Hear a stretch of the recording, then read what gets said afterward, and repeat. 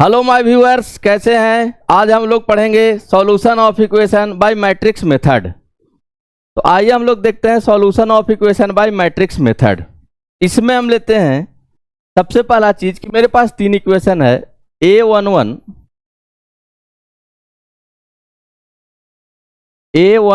x1 plus A12 x2 plus A13 x3 equals to B1, A21 x1 plus A22 x2 plus A23 x3 equals to B2,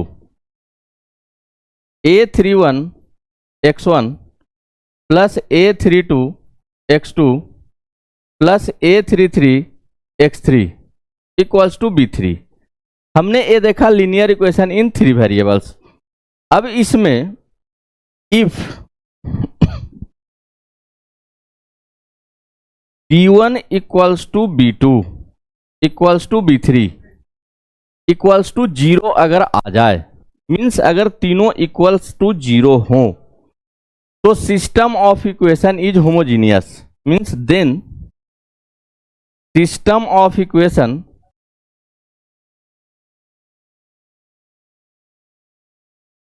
is said to be homogeneous।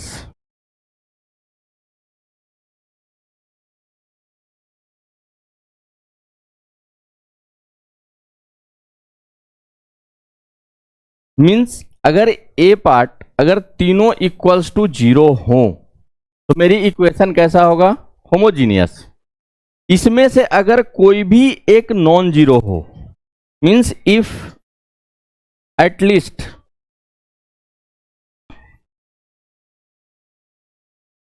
one of B1, B2, B3 is non-zero,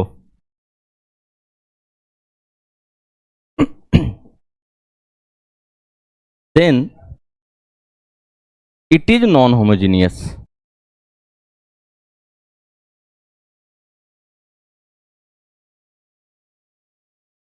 means अगर B1, B2, B3 में कोई भी एक non zero हो उसे हम क्या कहेंगे, नॉन होमोजीनियस। अब इसमें हम आगे बढ़ते हैं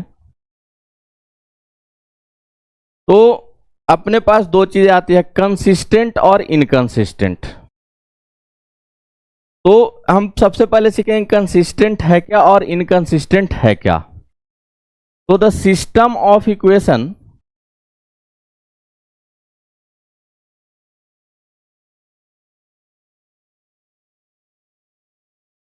is said to be consistent कि if it solution exist, means अगर किसी भी इक्वेशन की सॉल्यूशन एग्जिस्ट करती है तो हम उसे क्या बोलेंगे, कंसिस्टेंट। तो हम यहाँ पे लिखते हैं कि if the system of equation is said to B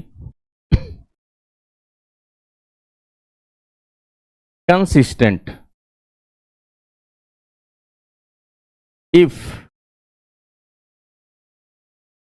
it's solution exist, अगर उसकी सॉल्यूशन फाइंड करना पॉसिबल है तो हम उसे बोलेंगे कंसिस्टेंट।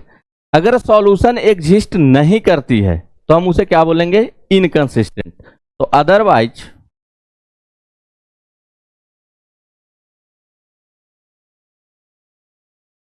It is inconsistent.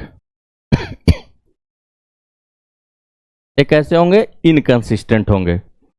आगे आती है कि हम कंसिस्टेंट और इनकंसिस्टेंट कैसे चेक करें। उससे पहले हम इक्वेशन फ्रेम करने के लिए आपको सिखाते हैं कि let A equals to A11, A12, A13, A21, A22, A23, A31, A32, A33, B equals to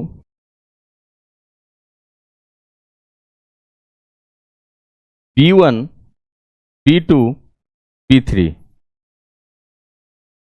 X equals to X, Y, Z। हमने ए फ्रेम की, कि हम इसे कैसे लिख सकते हैं, तो then it can be written as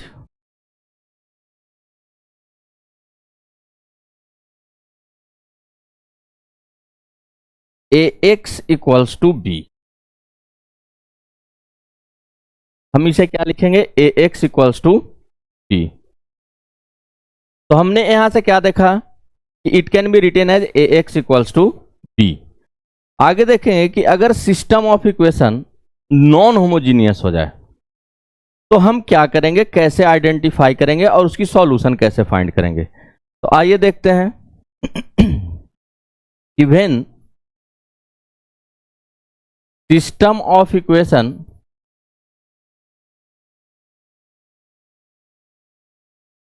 is non homogeneous,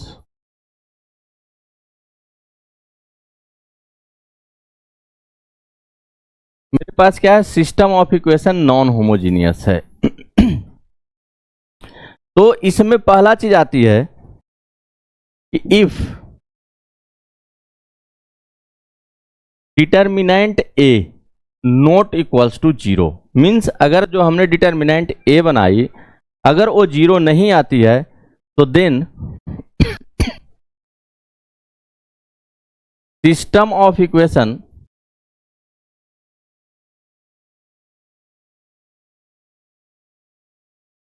is consistent, means have unique solution.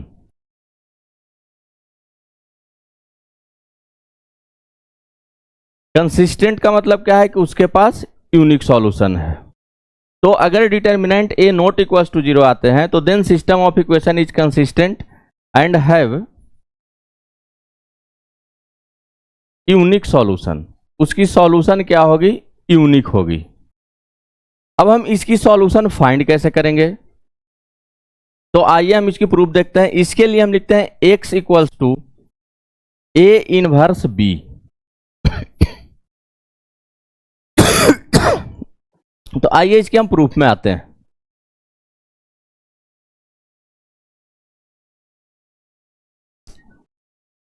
Since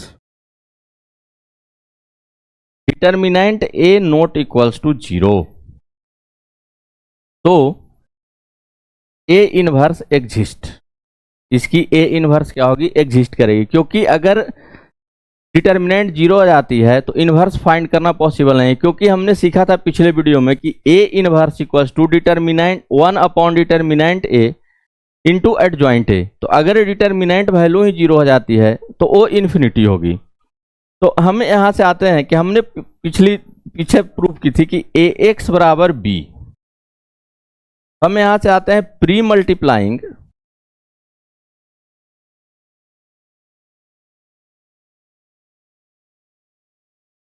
bye A inverse. जैसा कि आपको हमने पिछले वीडियोज में बताए थे कि ए इनवर्स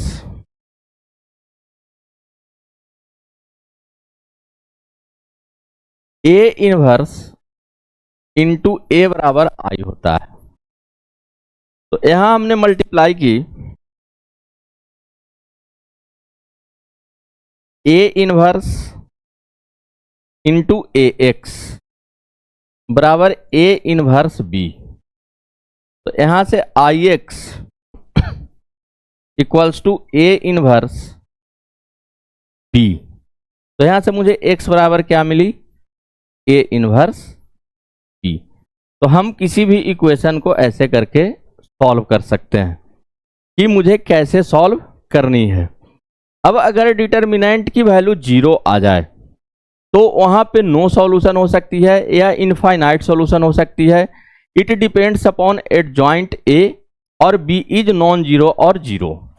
तो आइए सेकेंड केस लेते हैं कि इफ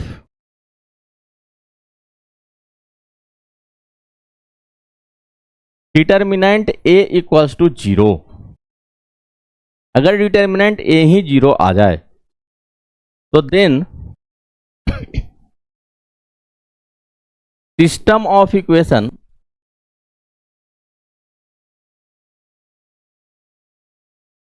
will have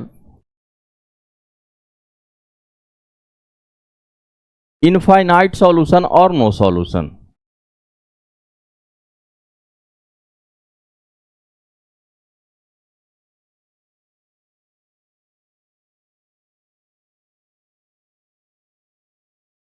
अब मुझे एक कैसे पता चलेगी कि इसके पास अगर determinant value a equals to 0 आ जाए तो इसके पास इनफाइनाइट सॉल्यूशन होंगी या नो सॉल्यूशन होगी। तो एज पर एडजॉइंट ए,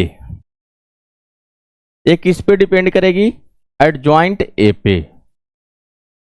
साथ में हम देखेंगे कि बी जो हमने मैट्रिक्स बनाई थी वो नॉन जीरो है या जीरो। तो बी इज नॉन जीरो और जीरो, मीन्स जो बी मैट्रिक्स बनाए थे, जो मेरे पास थी B1 B2 B3, वो जीरो है या नॉन जीरो है, और साथ में एडजॉइंट ए की क्या स्थिति है। तो अब यहां पे हम आते हैं फर्दर कि when system of equation is homogeneous, क्योंकि यहीं से मेरी बोर्ड की क्वेश्चंस आती है। तो आइए देखते हैं हम कि when system of equation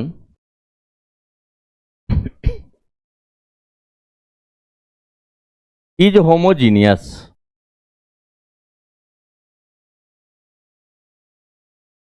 means अगर मेरे पास सिस्टम ऑफ इक्वेशन कैसे है? होमोजीनियस है। तो फिर हम देखेंगे कि अगर determinant A not equals to 0 आती है तो जो इक्वेशन होंगे उसके पास ओनली ट्रिवियल सॉल्यूशन होंगे, और ट्रिवियल सॉल्यूशन मीन्स कि उसके जो नंबर ऑफ सॉल्यूशन होंगे वो ओनली 1 होंगे। तो पहला चीज आते हैं कि if determinant A not equals to 0 then it will have only trivial solution,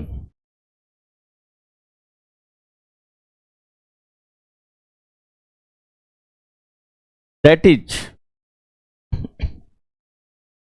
number of solution is only 1।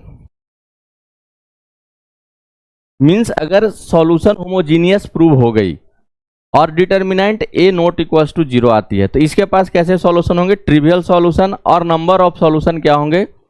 Only 1 होंगे। अब अगर डिटर्मिनेंट ए इक्वल्स टू 0 आ जाए तो ए नॉन ट्रिवियल होंगे, means number of solution is infinite. तो second चीज लिखते हैं, if determinant A equals to 0 then it will have non-trivial solution,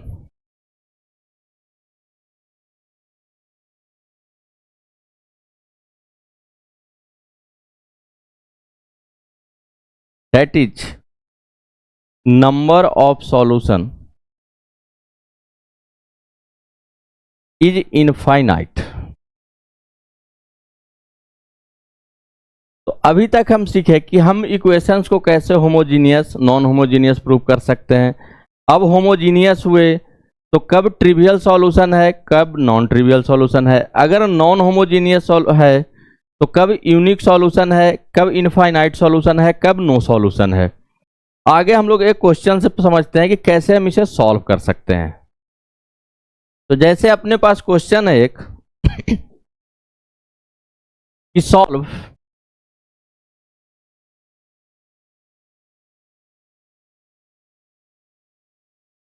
5x plus 3y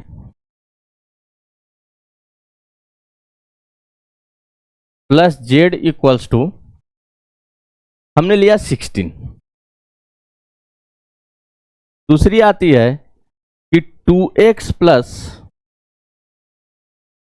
y plus 3z equals to 19। और तीसरी हम ले रहे हैं x plus 2y plus 4z equals to 35।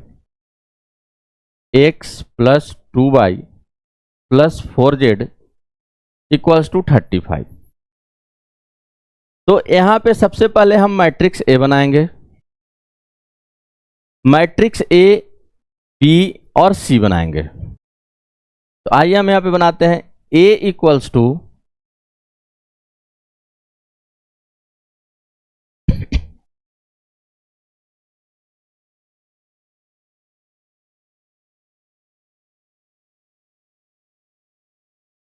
अपने पास आई 5 3 1 2 1 3 1 2 4। B इक्वल्स टू अपने पास बनी 16 19 35 और x इक्वल्स टू हम x को नीचे ले लेते हैं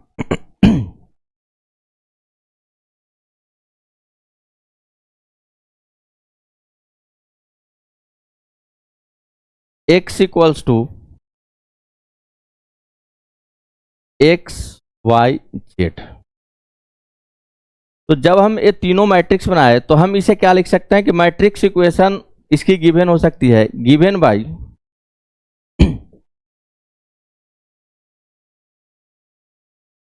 ax बराबर b। अब सबसे पहले हम क्या निकालेंगे डिटर्मिनेंट a, ताकि मुझे पता चले कि a सिंगुलर है या नॉन सिंगुलर है।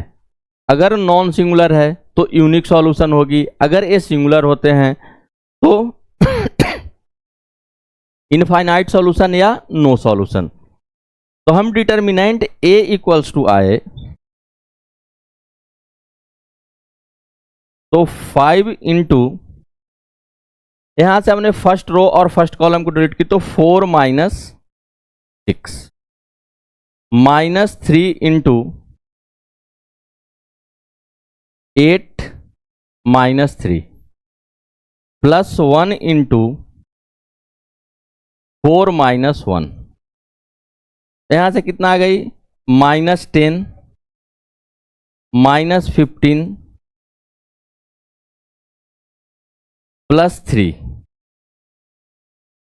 यहां से आ गई minus 10 plus minus 15 minus 25 plus 3 that is minus 22। Not equals to 0। तो यूनिक सॉल्यूशन एग्जिस्ट। अगर डिटर्मिनेंट वैल्यू 0 नहीं आती है तो उसकी यूनिक सॉल्यूशन क्या होगी एग्जिस्ट करेगी। अब हम आते हैं इसे सॉल्व कैसे करें। तो हमने यहां से माना कि लेट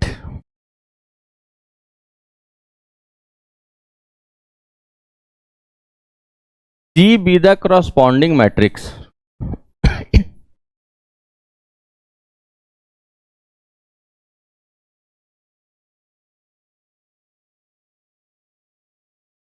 G क्या हमने माना corresponding matrix of cofactors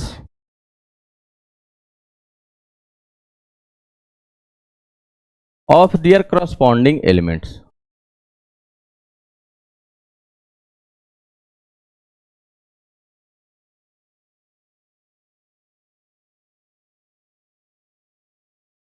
तो पिछले वीडियो में हमने सीखा था माइनर्स एंड कोफैक्टर्स। तो माइनर्स में क्या सीखे थे कि minors of an element is obtained by deleting its row and column in which they are present while minors along with their position sign is known as cofactors. तो मुझे अगर cofactors इसकी निकालनी है 5 की तो हम इस रो और इस कॉलम को डिलीट करेंगे। उसके बाद हम इसकी क्या फाइंड कर सकते हैं कोफैक्टर्स। तो यहां से कितने आ गई 4 माइनस 6 जो कि कितना हो गई -2। तो हम यहां से C निकाले तो वो अपने पास आई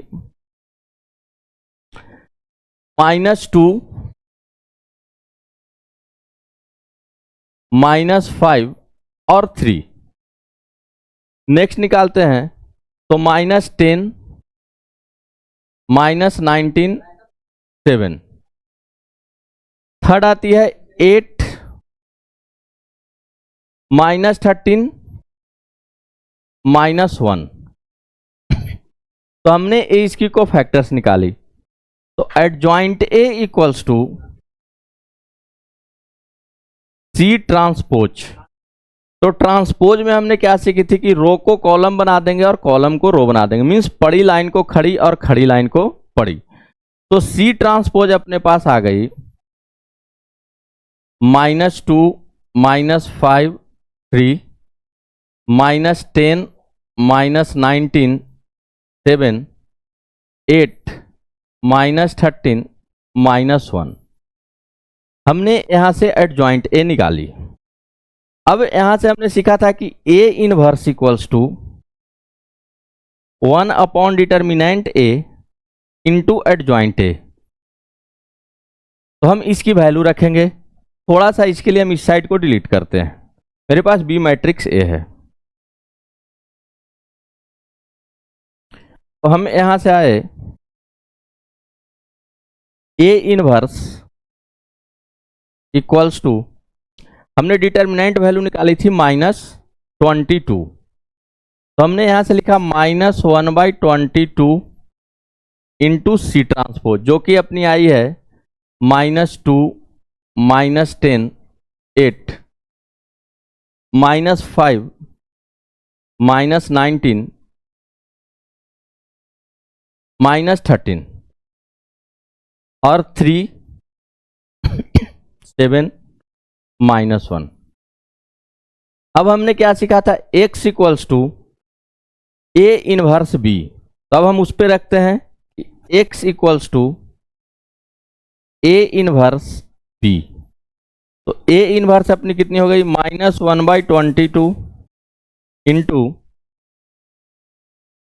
-2 -10 8 -5 -19 -13 3 7 -1। और b अपनी a वाली बनती थी, तो हमने यहां से लिखा 16 19 35। तो जैसा कि आपको हमने मल्टीप्लिकेशन में सिखाया था कि हम मल्टीप्लाई यूं करते हैं, यूं तो यूं। तो हम यहां पे मल्टीप्लाई करते हैं, थोड़ा सा इस साइड का इरेज करते हैं हम। अब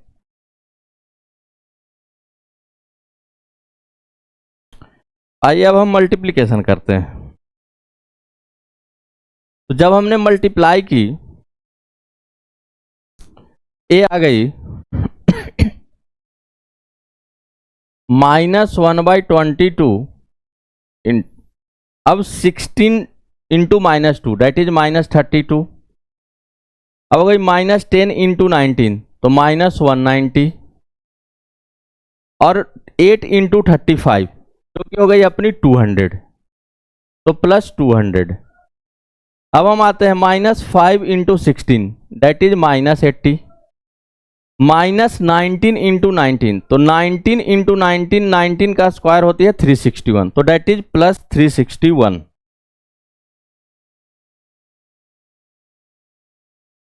सॉरी -361। एंड 13 इंटू 35 तो 13 इंटू 35 होती है 325, तो डेट इज -325। यहां पे हम पहुंचे 3 इंटू 19 नहीं एरर है, 19 हो गई।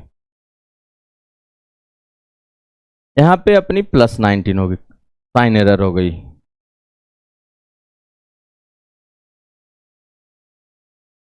तो ये हो जाएगी +361।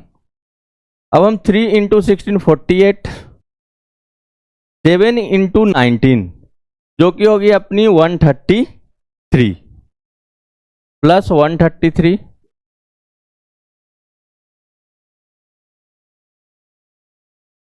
-7 है। दो गो एरर कैसे होगा गुरुजी, 1 मिनट पीछे जाने दीजिए। तो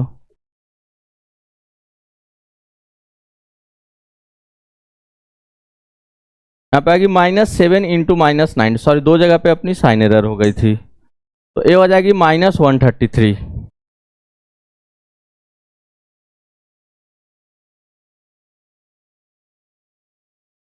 -133 अब हो गई -1 इंटू -35 डेट इज -35। इसे जब हम सॉल्व किए तो अपने पास आ गई -1/22 इंटू -22, -44 और -110। ये फाइनली आ गई x y z equals to 1 2 5। तो हम यहां से क्या लिख सकते हैं कि x equals to 1, y equals to 2 और z इक्वल्स टू 5। इस कैलकुलेशन में दो जगह पे अपनी साइन एरर है, उस चीज का ध्यान रखेंगे। अब हम आगे बढ़ते हैं दूसरी क्वेश्चन की तरफ। जैसे क्वेश्चन है अपने पास, फाइंड द प्रोडक्ट ऑफ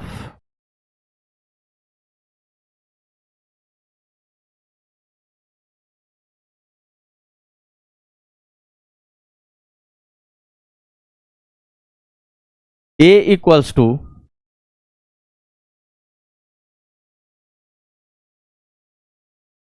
-5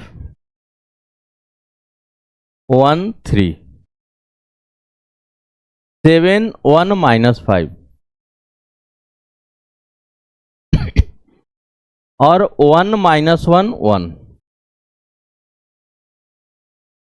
और b इक्वल्स टू अपने पास है 1 1 2, साथ में 3 2 1 और फिर है 2 1 3। तो using the product of this one and use it,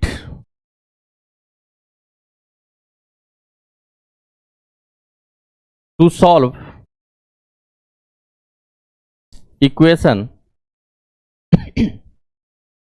equation अपने पास है x plus y plus 2z equals to 1।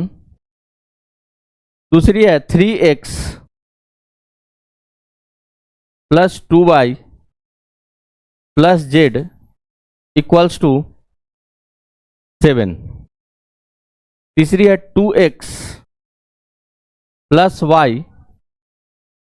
Plus 3z equals to 2। तो सबसे पहले तो हम इसमें ए बी फाइंड करेंगे।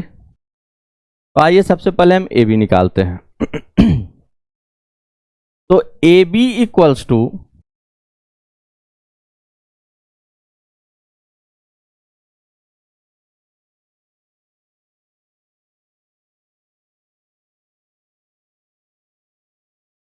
-5 1 3 7 1 -5 1 -1 1 इंटू 1 1 2 3 2 1 2 1 3। तो आइए हम लोग इसे मल्टीप्लाई करते हैं। तो ए हो गई -5 प्लस 1 प्लस 6। दूसरी आ गई -5 प्लस 2 प्लस 3 -10 प्लस 1 प्लस 9। तो हम इस तरह से इसको मल्टीप्लाई कर सकते हैं। आ गई यहां पे 7 प्लस 3 -10। अगली आ गई 7 प्लस 2 -5। Next I 14 plus 1 -15। अब हम थर्ड रो को सारे कॉलम से मल्टीप्लाई करेंगे। तो ए आ गई 1 -3 प्लस 2। अगली आ गई 1 -2 प्लस 1 और थर्ड जो आई 2 -1 प्लस 3। तो यहां से अपने पास आई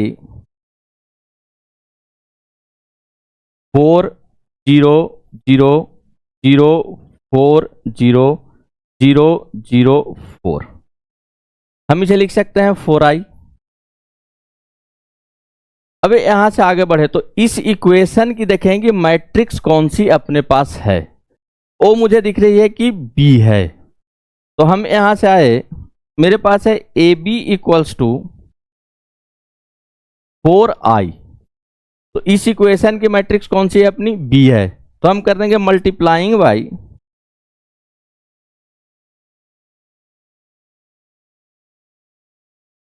बी इनवर्स, तो A B into B inverse equals to 4i B inverse, तो यहां से आ गई ए बराबर 4b इनवर्स, तो b inverse equals to 1/4a। अब हम b इनवर्स की जगह पे क्या रखेंगे, 1/4a 172, तो यहां से हम क्या लिखेंगे, x बराबर b इनवर्स सी, क्योंकि मेरी मैट्रिक्स b थी, तो 1/4 और b इनवर्स किसके इक्वल था, 1/4a के, तो -5 1 3 7 1 -5 1 -1 1 इंटू 172। जब इसे हम मल्टीप्लाई किए फर्दर, क्योंकि आपको हमने ऑलरेडी मल्टीप्लिकेशन सिखा रखी है, तो a आ गई 1/4 -5 +7 +6 7 +7 -10 1 -7 +2, जो कि इक्वल्स टू हो गई 1/4 इंटू 8 4 -4, तो यहां से मुझे x इक्वल्स टू क्या मिली, x equals to 2, y equals to 1 और z इक्वल्स टू -1। ये हमने सीखा आज के वीडियो में कि हम सॉल्यूशन ऑफ इक्वेशंस कैसे फाइंड कर सकते हैं यूजिंग मैट्रिक्स एंड डिटर्मिनेंट्स। तो यहां से एक बोर्ड में क्वेश्चन फिक्स है, या तो वो यूजिंग प्रोडक्ट कहेगा या using find A inverse then further solve the equation. इसकी और भी क्वेश्चन हम लोग करेंगे, उसके लिए थोड़ा सा वेट करेंगे, क्योंकि अगली वीडियो में हम और थोड़ी सी क्वेश्चंस लेकर आएंगे।